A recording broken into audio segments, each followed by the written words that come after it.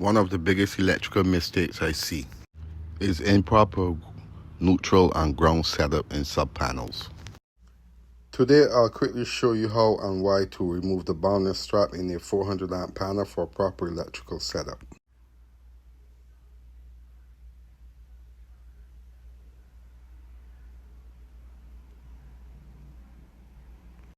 In a main service disconnect, the neutral is bounded to the ground, but when this panel is acting as a sub-panel, the neutral and ground must stay isolated. That's why we remove the bounding strap, so the neutral bar does not connect to the panel metal enclosure.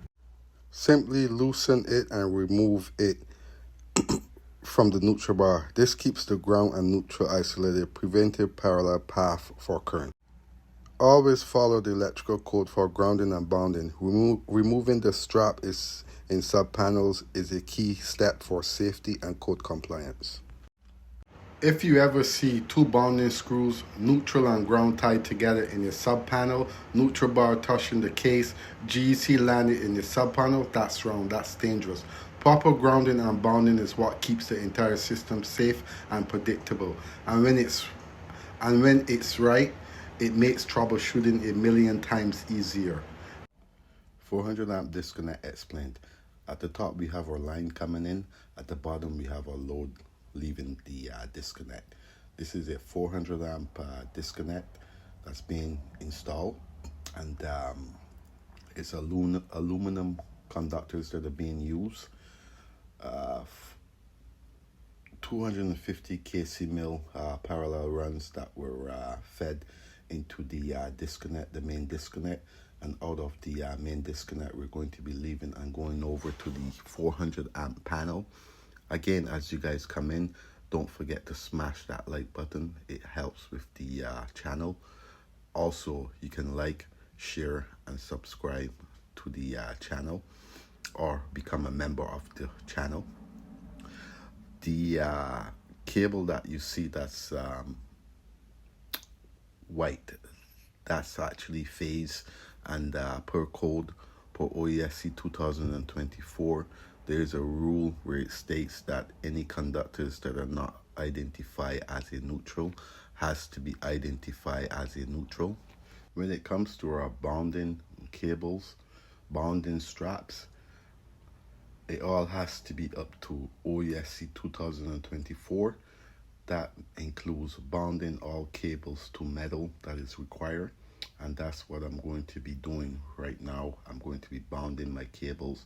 I'm going to be using my ground bushings and so on. Again, it's going to be line and load at the bottom. As you can see where I'm working, that is the load side. That's where I'm going to be leaving this 400 amp disconnect and going into the main 400 amp panel. Again, never cross your wires. Always make sure you are using the same whites. As you can see, I have my whites taped up with the white tape in order for me to identify them at the other side of the panel, as you don't want to cross wires. It can become very dangerous. When it comes to your ground bushings, as you can see, I have my ground bushings on the actual connector itself, which is required when you're using this type of cable. Reason being is the cable is a aluminum tech cable, and the metal part has to be bounded together. So again, as we wind down to this short video, please don't forget to like, share, and subscribe to the channel, or become a member of the channel to stay up to date to the content. And also you can drop a donation on the PayPal for the relief of the hurricane in Jamaica. Again, all proceeds go to Jamaica, and I will catch you guys on the next video. This applies whether it's above or below ground. If that's rebar or metal fence can carry current bounded, the bounding conductor must be number 6 copper, unbroken, and properly clamped to each bounding point. This part gets skipped all the time, and it's why many installs fail. Use mechanical lugs labeled direct burial or underground use only. There must be corrosion resistant CSA or UL listed, specifically marked for direct burial in soil or concrete. If your log doesn't stay direct burial, it's not compliance, and your bonding correction could degrade over time. That's a safety risk. Welcome to episode 2 of the Grounding and Bounding series. Today we're breaking down the grounding electrode conductors, also known as the GEC. One of the most misunderstood parts of electrical work. After this video, you will know exactly where it goes, how to size it, and how to install rods or plates correctly on the OESC 2024. The GEC is the conductor that connects your service to the earth using grounding electrodes. It does not trip breakers. It stabilizes voltage, reduces sliding impact, and connects your service to the earth reference point. Ground rods 5/8 in diameter are usually 10 feet long, must be fully buried, copper or listed steel. Ground plate minimum 24 times 24, buried 600 mils or 24 inches deep. Must be labeled direct burial.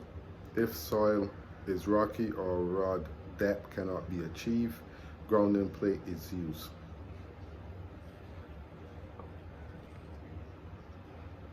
For a 100 amp or 200 amp service, most installs use number 6 copper rod for rods or plates. For 400 amps, many jurisdiction requires number 4. Always check table number 16 in the OESC for the exact sizing.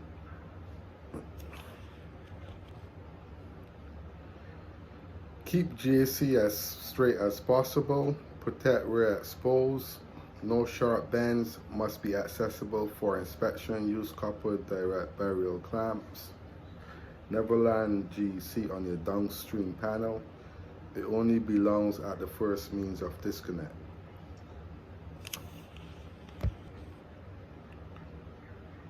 Bonding clears faults.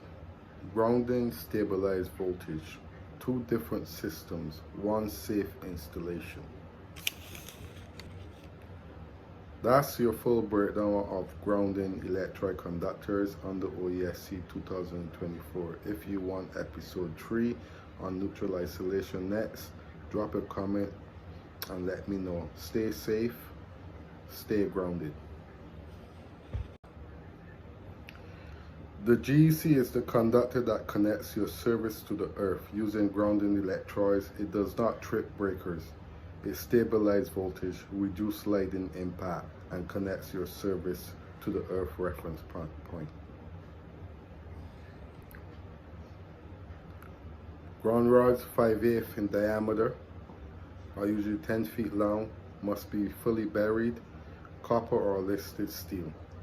Ground plate minimum 24 times 24, buried 600 mils or 24 inches deep. Must be labeled direct burial. If soil is rocky or rod depth cannot be achieved, grounding plate is used. If you want more in this series, drop a comment. Episode 3 is ground rod versus ground plate with full OESC breakdown. Stay safe, stay grounded. You can also subscribe to the channel, become a member of the channel, like and share the video, and I'll catch you guys on the next video.